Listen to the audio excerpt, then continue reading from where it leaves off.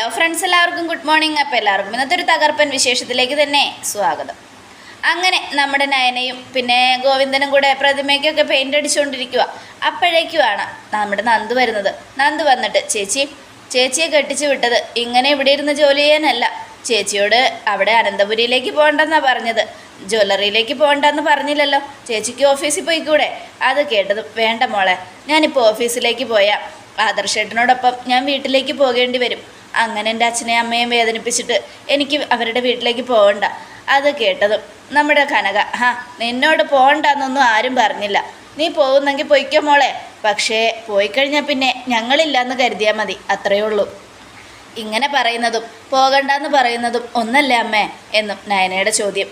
അത് കേട്ടതും കനക ഗോവിന്ദനും, അത് ശരിയാ മോളെ, പക്ഷേ ഞങ്ങൾക്കത് സഹിക്കാൻ പറ്റാത്തതുകൊണ്ടാണ് ഞങ്ങൾ അങ്ങനെ പറയുന്നത്. ചെന്ന് കയറിയ കാലം മുതൽ ഇന്ന് വരെ മോളെ അവർ വേദനിപ്പിച്ചിട്ടല്ലേ ഉള്ളൂ. ഞങ്ങൾ എത്രയെന്ന് വെച്ചാൽ ക്ഷമിക്കുന്നത്, എത്രയെന്ന് വെച്ചാൽ കണ്ടു നിൽക്കുന്നത്. കേട്ട് സഹിച്ചു ക്ഷമിച്ചും ഒരുപാട് മുന്നോട്ട് പോയില്ലേ മോളെ, ഇനി അതിന് കഴിയില്ല.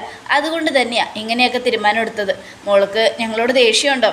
ഇല്ല അച്ഛാ, നിങ്ങൾ നിങ്ങളുടെ നിലപാട് പറയുന്നു, പക്ഷേ എന്ത് ചെയ്യണമെന്നറിയാതെ നിങ്ങളുടെ രണ്ടുപേരുടെയും നടുവിൽ പെട്ടുപോയത് ഞാനാ എന്നും നയന പറഞ്ഞുകൊണ്ടിരിക്കുമ്പോൾ മുറ്റത്ത് കാറ് വന്ന് നിൽക്കുക. കാറ് കണ്ടത് നയന, ദേ ആദർശേട്ടൻ വരുന്നുണ്ട്. അപ്പോൾ കനകയ്ക്ക് പേടിയായി. ദൈവമേ, ആദർശമോനോട് എങ്ങനെ കയർത്ത് സംസാരിക്കും? എന്തായാലും ഈ കളിക്ക് തുടർന്ന സ്ഥിതിക്ക് അങ്ങനെ തന്നെ എന്തെങ്കിലും പറഞ്ഞേ പറ്റൂ എന്നൊക്കെ ആലോചിച്ചുകൊണ്ട് നമ്മുടെ കനകയും ഗോവിന്ദനും ഇങ്ങനെ ഇരിക്കുക. അപ്പോൾ ആദർശം വന്നു. എന്തായി, നിങ്ങളുടെ നിലപാടിന് വല്ല മാറ്റം ഉണ്ടോയെന്ന് അറിയാൻ വേണ്ടിയാണ് ഞാൻ വന്നത്. അതിനൊരു മാറ്റവും ഇല്ല മോനെ. പിന്നെ ഇവള് മോൻ്റെ ഭാര്യയാണ്, എപ്പോൾ വേണമെങ്കിലും മോനെ ഇവളെ വിളിച്ചുകൊണ്ട് പോവാം, അതിലാർക്കും മോനെ തടയാൻ പറ്റില്ല. പിന്നെ ഒരു കാര്യം ഞാൻ പറയാം, അങ്ങനെ വിളിച്ചുകൊണ്ട് പോയാലും ഞങ്ങൾ ചില നിലപാടുകളൊക്കെ മോളോട് പറഞ്ഞിട്ടുണ്ട്, അതുപോലെ തന്നെ വേണം കാര്യങ്ങൾ മുന്നോട്ട് പോയാൽ. അല്ല, എന്ത് നിലപാടാണ് നിങ്ങൾ നയനയോട് പറഞ്ഞിരിക്കുന്നത്? അത് പിന്നെ ഇവളും മോൻ്റെ കൂടെ വരികയാണെങ്കിൽ, അതും അനന്തപുരിയിലേക്ക് വരികയാണെങ്കിൽ ഇനി ഒരിക്കലും ഞങ്ങളുമായിട്ട് ഒരു ബന്ധവും ഉണ്ടാവരുതെന്നാണ് ഞാൻ ഇവളോട് പറഞ്ഞിരിക്കുന്നത്. അത് കേട്ടതും അതെങ്ങനെ സാധിക്കും വെച്ചാൽ, നിങ്ങളിവളെ ഇത്രയും നാളും വളർത്തി വലുതാക്കിയ ആൾക്കാരാ, നൊന്ത് പ്രസവിച്ച അമ്മയാ. ആ അമ്മയെ അച്ഛനെയും മറക്കാൻ ഇവൾക്ക് പറ്റുമോ? നിങ്ങളെ മാറ്റി നിർത്തിയിട്ട് എന്നോടൊപ്പം വരാൻ ഇവൾക്ക് കഴിയുമോ? അത് കഴിയില്ല. അത് അറിഞ്ഞുകൊണ്ട് തന്നെയാണല്ലോ മോനെ ഇങ്ങനെ ഒരു കാര്യം പറഞ്ഞത്. പക്ഷെ ഞാനൊരു കാര്യം പറയാം, അങ്ങനെ പറയുമ്പോഴും ഞങ്ങളുടെ മനസ്സിലെ വിഷമം എന്തുമാത്രമാണെന്ന് മോനൊന്ന് ചിന്തിക്കണം. മോനെ, എൻ്റെ മോൾ ആ വീട്ടിലേക്ക് വലതുകാല് വെച്ച് വന്ന് കയറിയിട്ട് നിങ്ങൾക്ക് എന്തെങ്കിലും ഒരു ദോഷം ഉണ്ടായിട്ടുണ്ടോ? നല്ലത് മാത്രമല്ലേ അവിടെ സംഭവിച്ചിട്ടുള്ളൂ. മൂർത്തീസ് ജ്വല്ലറിക്ക് വരെ എൻ്റെ മോളെ ലാഭം ഉണ്ടാക്കി തന്നിട്ടുണ്ട്. എന്തിന്? മോൻ്റെ അമ്മയ്ക്ക് പോലും എൻ്റെ മോള് ചെയ്തത് വലിയൊരു കാര്യമാണ്. അവളുടെ ശരീരഭാഗത്തിൽ നിന്നൊരു ഭാഗം എടുത്താൽ മോൻ്റെ അമ്മയ്ക്ക് കൊടുത്തത്. എന്നിട്ട് പോലും മോൻ്റെ അമ്മ ഇങ്ങനെ ഇത്ര ക്രൂരമായിട്ട് പെരുമാറുമ്പോൾ ഞങ്ങൾക്കതെങ്ങനെയാണ് മോനെ സഹിക്കാൻ പറ്റുന്നത്? ഇത്രയും നാൾ സഹിച്ചു, ഇനി അത് സഹിക്കാനോ ക്ഷമിക്കാനോ പൊറുക്കാനോ കഴിയില്ല. ഇങ്ങനെ ചെയ്ത കാര്യം വിളിച്ചു പറയണ്ട അമ്മേ എന്നും നയന ചെയ്ത കാര്യം വിളിച്ചു പറയണമെന്നുള്ള ആഗ്രഹം കൊണ്ട് പറയുന്ന അല്ലടി. എന്തൊക്കെയായാലും മോള് ചെയ്തത് വലിയൊരു കാര്യമാണ്. ഇന്നത്തെ കാലത്ത് ആർക്ക് വേണ്ടിയും ചെയ്യാത്ത കാര്യം. മോൻ്റെ അമ്മയ്ക്ക് അനാമികയെന്ന് വെച്ച ജീവനാണല്ലോ. എന്നാൽ മോൻ്റെ അമ്മയുടെയും അനാമികയുടെയും ബ്ലഡ് ഗ്രൂപ്പ് ഒന്നല്ലേ? എന്നിട്ട് അവളോട് ഒരു തുള്ളി രക്തം കൊടുക്കാൻ പറഞ്ഞിട്ട് പോലും അവൾ രക്തം കൊടുത്തില്ലല്ലോ. അങ്ങനെയുള്ളവളെ സ്നേഹിച്ചിട്ട് എൻ്റെ മോളെ തള്ളി പറയുമ്പോൾ ഞങ്ങൾക്ക് എന്തുമാത്രം വിഷമം ഉണ്ടാവും മോനെ. അതുകൊണ്ടാണ് ഇങ്ങനെയൊക്കെ പറഞ്ഞത്. ഞങ്ങളുടെ അഭിപ്രായം ഞങ്ങൾ പറഞ്ഞു, ഇനി നിങ്ങൾ തമ്മിൽ തീരുമാനിക്കേ. നയനെ, നീ എന്താ പറയുന്നേ? നീ വീട്ടിലേക്ക് വരുന്നുണ്ടോ? അത് പിന്നെ ആദർശേട്ടാ, ഞാൻ പിന്നെ വന്നോളാം. അങ്ങനെ നിനക്ക് തോന്നുമ്പോൾ കയറി വരാനുള്ള സ്ഥലമാണോ അനന്തപുരി എന്നും നമ്മുടെ ആദർശിൻ്റെ ദേഷ്യത്തോടെയുള്ള ചോദ്യം. അത് കേട്ടതും നയനയ്ക്ക് ആകെ സങ്കടമായി. ഈശ്വര, ഒരു സൈഡ് ആദർശേട്ടൻ, മറ്റേ സൈഡ് അമ്മ, അതിന് നടുവിൽ ഞാൻ എന്താ ഇപ്പം ചെയ്യുക? ഒരു പിടിയും കിട്ടുന്നില്ലല്ലോ എന്നൊക്കെ ആലോചിച്ചുകൊണ്ട് ഇങ്ങനെ വിഷമിച്ച് നിൽക്കുമോ. നയനെ, ഞാൻ നിന്നോട് ദേഷ്യപ്പെട്ടതല്ല. നിനക്കാണ് ഇതിൽ തീരുമാനം എടുക്കാനുള്ള അർഹത. കാരണം നിൻ്റെ അച്ഛനും അമ്മയും ഞാനും നിനക്ക് ആരാ വലുത്? ഞങ്ങൾ രണ്ടുപേരും വലുത് തന്നെയാണ്. അങ്ങനെയുള്ളപ്പോൾ നീ തീരുമാനം എടുക്ക്. അനന്തപുരിയിലേക്ക് വരണോ, ഇവിടെ നിൽക്കണമെന്ന്? പിന്നെ ഞാൻ നിങ്ങളെ അച്ഛനമ്മയോടൊരു കാര്യം പറയാം. എൻ്റെ അമ്മയുടെ സ്വഭാവം ഒരു മകനെന്നുള്ള നിലയ്ക്ക് എനിക്ക് മാറ്റാൻ കഴിയില്ല. എത്ര പറഞ്ഞാലും അമ്മ മാറത്തുമില്ല. അങ്ങനെയുള്ളപ്പോൾ ഞാൻ നിങ്ങൾക്ക് ഉറപ്പൊന്നും തരില്ല എൻ്റെ അമ്മ മാറുമെന്ന്. ഇവളെ വിളിച്ചുകൊണ്ട് പോയാൽ എൻ്റെ അമ്മ ഇവളെ സ്നേഹിക്കുമെന്ന്. പക്ഷേ ഒരു ഉറപ്പ് ഞാൻ തരാം, ഞാനിപ്പോൾ ഇവൾക്ക് കൊടുക്കുന്ന സ്നേഹം അത് ആത്മാർത്ഥമായിട്ടുള്ള സ്നേഹമാണ്. ആ സ്നേഹത്തിനൊരു വാട്ടവും കോട്ടവും തട്ടാതെ ഞാൻ നോക്കിക്കോളാം.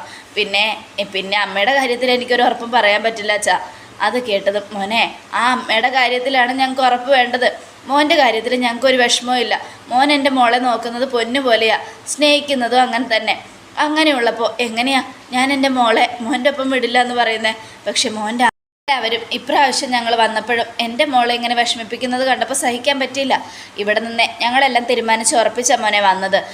എന്തായാലും നിങ്ങൾ തമ്മിൽ തീരുമാനിച്ചെന്താണെന്ന് വെച്ചാൽ തീരുമാനിച്ചു, ഞങ്ങൾക്ക് അതിലൊരു വിഷമവും.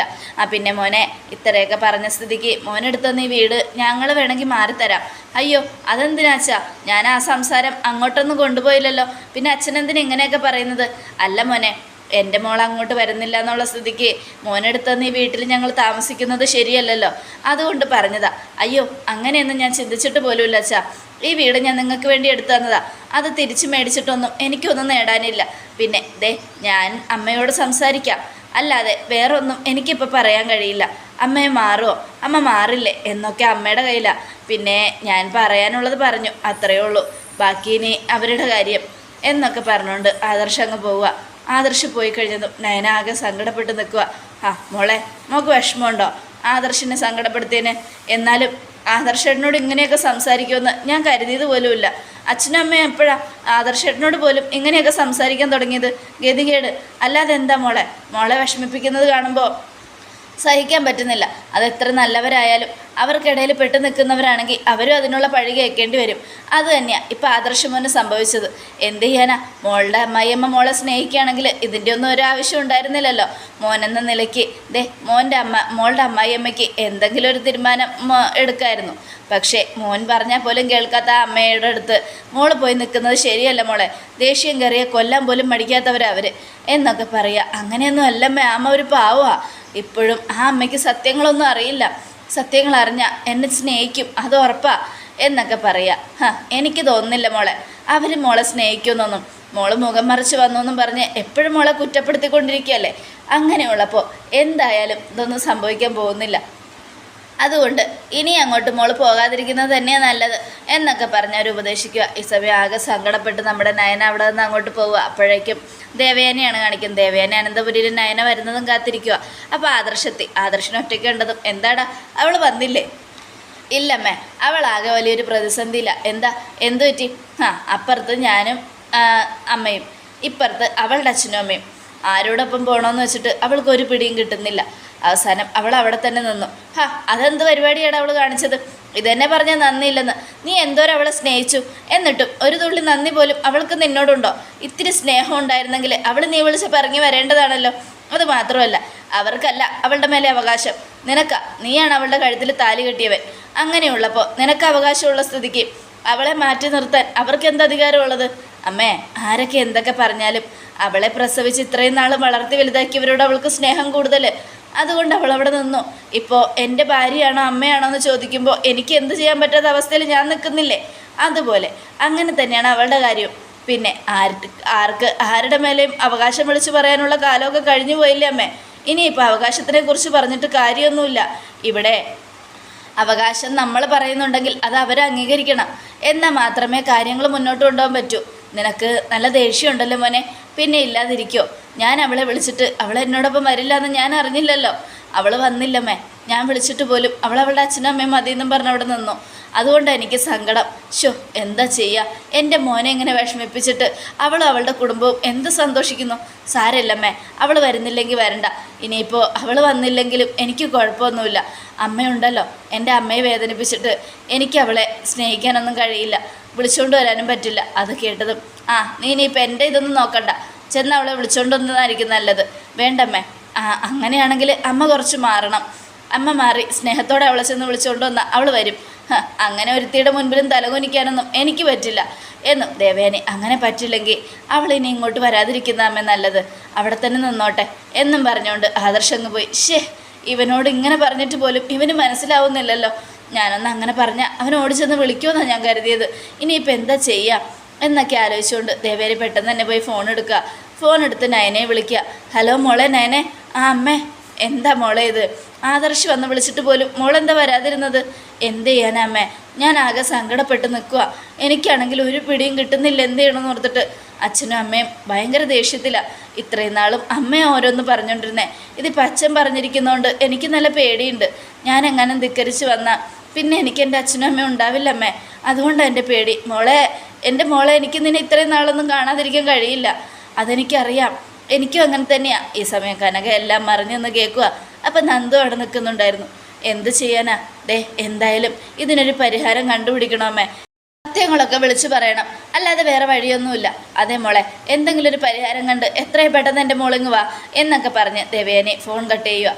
ഈ സമയമാണെങ്കിൽ നമ്മുടെ കനകയും ഗോവിന്ദും നന്ദും കൂടി ഇരുന്ന് ഭയങ്കര ചിരിയാ. അപ്പോഴേക്കും നയന വന്നു. അതെ മോളെ, ഞങ്ങൾ പിടിച്ചു നിർത്തിയിട്ടൊന്നുമില്ല. മോൾക്ക് വേണമെങ്കിൽ പോകാം, ഞങ്ങൾ പോകണ്ടെന്നൊന്നും പറഞ്ഞില്ലല്ലോ. പിന്നെ മോൾ അവിടുത്തെ ഒരു ചടങ്ങിനും ഞങ്ങളെ വിളിക്കരുത്. നവ്യ മോളെ പോലെ പല ചടങ്ങുകളും ആ വീട്ടിൽ വരും, അന്നേരം ഞങ്ങളെ വിളിക്കാതിരുന്നാൽ മതി. അത് കേട്ടതും ഞാൻ പോകുന്നില്ലെന്ന് പറഞ്ഞില്ല അച്ഛാ. പിന്നെ എന്തിനാ വീണ്ടും വീണ്ടും എന്നോട് ഈ കാര്യം പറഞ്ഞ് എന്നെ വേദനിപ്പിക്കുന്നേ? അല്ല മോളെ, നിൻ്റെ ഈ സങ്കടം കാണുമ്പോൾ ഞങ്ങൾക്ക് സങ്കടമുണ്ട്, അതുകൊണ്ടാണ് പറഞ്ഞത്. വേണ്ട അച്ഛാ, അച്ഛൻ സങ്കടപ്പെടുമൊന്നും വേണ്ട. എനിക്ക് അച്ഛനാണോ ആ കുടുംബമാണോ എന്നൊക്കെ ചോദിച്ചാൽ നിങ്ങളും വേണം അവരും വേണം, അല്ലാതെ ഒറ്റയ്ക്ക് എനിക്കൊന്നും പോയി ജീവിക്കാൻ പറ്റുമൊന്നുമില്ല എന്നൊക്കെ പറഞ്ഞ് നയന ഇങ്ങനെ സങ്കടപ്പെട്ടിരിക്കുക. ഈ സമയം പിന്നീട് കാണിക്കുന്നത് നവ്യയാണ്. നവ്യ അബിയും പുറത്തു പോയി ജ്യൂസൊക്കെ കുടിച്ച് ഭക്ഷണമൊക്കെ കഴിച്ചുകൊണ്ടിരിക്കുക. മതിയോ മോളെ, ഇനി എന്തെങ്കിലും വേണോ എന്നും അബിയുടെ ചോദ്യം. അത് കേട്ടതും വേണ്ട അബി, നിൻ്റെ ഈ സ്നേഹം മാത്രം മതി എനിക്ക്, വേറെ ഒന്നും മേടിച്ചു തന്നില്ലെങ്കിലും കുഴപ്പമില്ല. എന്നും നീ ഇതുപോലെ എന്നെ സ്നേഹിച്ചാൽ മാത്രം മതി, അതാണ് എൻ്റെ മനസ്സിലെ ആഗ്രഹം എന്നും പറയുക. അത് കേട്ടതും നമ്മുടെ അബി, സ്നേഹം കൊണ്ടൊന്നും വയറ് നിറയില്ലല്ലോ മോളെ. ഞാനിപ്പോൾ ഒരുപാട് മാറി. നമ്മുടെ കുഞ്ഞ് ജനിക്കാൻ പോവുക. ആ കുഞ്ഞിനെ എനിക്ക് നെഞ്ചോട് ചേർക്കണം, അതിനെ എനിക്ക് സ്നേഹിക്കണം, താലോലിക്കണം. അതിനെ ഞാൻ മാറിയല്ലേ പറ്റൂ. ഞാനും ദുഷ്ടമനസ്സോടുകൂടെ മോളുടെ അടുത്തേക്ക് വന്നാൽ നമ്മുടെ കുഞ്ഞിനെ സ്നേഹിച്ച അത് ശരിയല്ലല്ലോ എന്നൊക്കെ പറയാണ്. ശരിയാടാ, നീ മാറി, ഒരുപാട് മാറി. എനിക്ക് സന്തോഷമുണ്ട്. എനിക്ക് കാര്യസാധ്യത്തിന് വേണ്ടി മാറാതിരുന്നാൽ മതി. അബി, നീ എന്നും ഇതുപോലെയാണെങ്കിൽ ഞാൻ എന്നും സന്തോഷത്തോടെ ജീവിക്കും. എൻ്റെ വയറ് മാത്രമല്ല, മനസ്സും നിറയും എന്നൊക്കെ നവ്യ പറയുക. ഈ സമയം അബി നവ്യയുടെ ഇട്ട് നോക്കുക. എന്നിട്ട് ആലോചിക്കുക, ഗതികേട്, വേറൊരുത്തി വന്ന് ഉണ്ടാക്കി വെച്ച തലവേദന, അതുകൊണ്ടാടി നിന്നെ ഞാനിപ്പോൾ സ്നേഹിക്കുന്നത് പോലെ അഭിനയിക്കുന്നത്. അല്ലാതെ എനിക്ക് ജന്മത്തിൽ നിന്നോടൊരു സ്നേഹം ഉണ്ടാവില്ല എന്നൊക്കെ ആലോചിച്ചുകൊണ്ട് അബി ഇങ്ങനെ ഇരിക്കുകയാണ്. ഈ സമയം നവ്യ, നീ എന്താടാ അബി ആലോചിക്കുന്നേ? ഒന്നുമില്ല മോളെ, എന്ത് ചെയ്യാനാ, ഇത്രയും നാളും ഞാനൊരു ദുഷ്ടനായി ജീവിച്ചു. ഇനി അതിനൊക്കെ ഒരു മാറ്റം വരുത്തണം. എൻ്റെ കുഞ്ഞിനെ സ്നേഹിക്കുന്ന, എൻ്റെ ഭാര്യയെ സ്നേഹിക്കുന്ന നല്ലൊരു ഭർത്താവണം, നല്ലൊരു മകനാകണം, നല്ലൊരു കുടുംബത്തിൽ പിറന്നവനാവണം എന്നൊക്കെ പറയാം. ഇങ്ങനൊരു തോന്നൽ നിനക്കുണ്ടെങ്കിൽ ഉറപ്പായിട്ടും നീ നന്നാവോടാ, നന്നാവും എന്നൊക്കെ നവ്യയും. ഈ സമയം നിൻ്റെ മുത്തശ്ശനെ പോലൊരു മുത്തശ്ശൻ നിങ്ങളുടെ വീട്ടിലുള്ളതാ ആ കുടുംബത്തിൻ്റെ ഇന്നത്തെയും നിലനിൽപ്പ്. കാരണം ആ മുത്തശ്ശനുള്ളത് കൊണ്ടാണ് ഇത്രയും സ്ട്രിക്റ്റായിട്ട് പോകുന്നത്. പക്ഷെ ഞങ്ങൾ വന്നു കയറിയപ്പോൾ ഉള്ള മുത്തശ്ശനല്ല ഇപ്പോൾ. മുത്തശ്ശൻ ഒരുപാട് അങ്ങ് മാറി. അസുഖമൊക്കെ വന്നപ്പോൾ ആരോടും ഒരു സ്ട്രിക്റ്റും ഇല്ല. മുത്തശ്ശൻ സ്ട്രിക്റ്റ് ഇട്ടിരുന്നെങ്കിൽ ഇന്നും ആ കുടുംബം നല്ല നിലയിൽ തന്നെ മുന്നോട്ട് പോയാനായിരുന്നു എന്നൊക്കെ നവ്യ പറയുക. ഈ സമയം അബി, അങ്ങനെ ആ കിളവൻ ചാകണം, ഇല്ലെങ്കിൽ ബാക്കിയുള്ളവനാണ് തലവേദന എന്നൊക്കെ ആലോചിച്ചുകൊണ്ട് അബി ഇങ്ങനെ ഇരിക്കുകയാണ്. ഈ സമയമാണെങ്കിൽ പിന്നീട് കാണിക്കുന്നത് ദേവയാനിയാണ്. ആകെ സങ്കടപ്പെട്ട് തലയ്ക്ക് കൈയും കൊടുത്ത് ദേവയാനി ഇങ്ങനെ ആലോചിച്ചുകൊണ്ടിരിക്കുക. എങ്ങനെയാണ് ഇപ്പം മോളെ വിളിച്ചുകൊണ്ട് വരുന്നത്? എല്ലാ സത്യങ്ങളും തുറന്നു പറഞ്ഞാലോ എന്നൊക്കെ ആലോചിച്ചുകൊണ്ട് അപ്പോഴേക്കും ജയൻ അങ്ങോട്ട് വന്നു. ദേവാ, എന്താ ചേട്ടാ, താനെന്താടോ വിഷമിച്ചിരിക്കുന്നേ? ഒന്നുമില്ല ചേട്ടാ, എനിക്ക് വിഷമമൊന്നുമില്ല. അതൊന്നും പറയണ്ട, തനിക്ക് നല്ല വിഷമമുണ്ട്. തൻ്റെ മുഖത്ത് ആകെ ഒരു മാറ്റം. എന്തു പറ്റി? അത് പിന്നെ എൻ്റെ മോൻ വിഷമിച്ചിരിക്കുന്നത് കാണുമ്പോൾ എനിക്ക് സങ്കടം വരില്ലേ? അവൻ ചെന്ന് വിളിച്ചിട്ട് പോലും വരാനുള്ള മര്യാദ അവൾ കാണിച്ചില്ല ചേട്ടാ, അതാ എൻ്റെ സങ്കടം. അതിനവളെ കുറ്റം പറഞ്ഞിട്ട് കാര്യമില്ല. വന്നു കയറിയ മരുമകളെ നന്നായിട്ട് നോക്കണമായിരുന്നു. ഇപ്പം എന്തായി?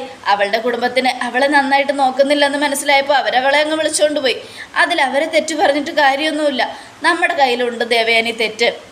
എന്തായാലും ഒരു കാര്യം ചെയ്, അവൾ വരണമെന്ന് നിനക്ക് ആഗ്രഹമുണ്ടെങ്കിൽ താൻ ചെന്ന് മോളെ വിളിച്ചുകൊണ്ട് വാ. മോളോട് എല്ലാ ചെയ്ത തെറ്റുകളൊക്കെ ഏറ്റുപറഞ്ഞ് മാപ്പ് പറഞ്ഞ് മോളെ വിളിച്ചുകൊണ്ട് വാ, അതായിരിക്കും നല്ലത്. അത് കേട്ടതും നമ്മുടെ ദേവയാനി, പിന്നെ അങ്ങനെ മറ്റുള്ളവരുടെ മുൻപിലൊന്നും പോയി തലകുനിക്കാനും അവളുടെ മുഖത്ത് നോക്കി മാപ്പ് ചോദിക്കാനും അവളെ വിളിച്ചുകൊണ്ട് വരാനൊന്നും എനിക്ക് പറ്റില്ല.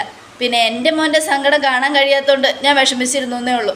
അത് കേട്ടതും അങ്ങനെയാണെങ്കിൽ ഈ വീട്ടിലെ മൂകത ഇങ്ങനെ തന്നെ തുടരും. നയനമോളെന്ന് വെച്ചാൽ ഇവിടെ എല്ലാവർക്കും ജീവന. നയനമോൾ ഇവിടെ ഇല്ലെങ്കിൽ ഈ കുടുംബം എങ്ങനെയായിരിക്കുമെന്ന് തനിക്കിപ്പോൾ കാണുമ്പോൾ മനസ്സിലാവുന്നുണ്ടല്ലോ. അതുകൊണ്ടാണ് ഞാൻ പറഞ്ഞത്, തൻ്റെ തെറ്റുകളൊക്കെ ഏറ്റുപറഞ്ഞ് ക്ഷമ ചോദിച്ച് നയനമോളെ വിളിച്ചുകൊണ്ട് വരാൻ. പറ്റില്ല ചേട്ടാ, പറ്റില്ലെന്ന് പറഞ്ഞാൽ പറ്റില്ല. അങ്ങനെ അവളുടെ മുൻപിൽ തലകുനിക്കാനൊന്നും എന്നെ കിട്ടില്ല, അതും എൻ്റെ മോന് വേണ്ടി എന്നൊക്കെ പറയാം. എടോ, താൻ ഏറ്റവും കൂടുതൽ സ്നേഹിക്കും തൻ്റെ മോന് വേണ്ടി തനിക്കൊന്ന് തലകുനിച്ചാലെന്താ എത്ര പ്രാവശ്യം ഞാൻ അവളുടെ മുൻപിൽ തല കുനിക്കണം? അന്ന് കുനിച്ചതല്ലേ, എന്നിട്ട് വിളിച്ചുകൊണ്ട് വന്നിട്ട് വീണ്ടും അവൾ അത് തന്നെയല്ലേ കാണിക്കുന്നേ എന്നും നമ്മുടെ ദേവയാനി അത് കേട്ടതും, ഞാനൊരു സത്യം പറഞ്ഞാൽ തനിക്ക് നമ്മുടെ മരുമോളോട് ദേഷ്യമൊന്നും തോന്നരുത്. എന്താ ചേട്ടാ? അതെ, ഈ വീട്ടിൽ ഇവിടെയുള്ള അച്ഛനും അമ്മയും ഞാനും പിന്നെ ആദർശും എല്ലാവരും തന്നേക്കാൾ കൂടുതൽ സ്നേഹിക്കുന്നത് നമ്മുടെ നയനമോളെയാ. അത് കേട്ടതും ദേവയാനി ജയനെ ഒന്ന് നോക്കുക. ആ നോട്ടത്തിൻ്റെ അർത്ഥം എന്താണെന്നല്ലേ? അതിനേക്കാളും കൂടുതലും ഞാനും അവളെ സ്നേഹിക്കുന്നുണ്ട് എന്നായിരുന്നു. ആ നോട്ടത്തോടെ എപ്പിസോഡ് അവസാനിക്കുകയാണ്. നാളത്തെ ഒരു തകർപ്പൻ വിശേഷത്തിനായിട്ട് കാത്തിരിക്കുക. എല്ലാവർക്കും ഒരിക്കൽ കൂടെ നല്ലൊരു ശുഭദിനം.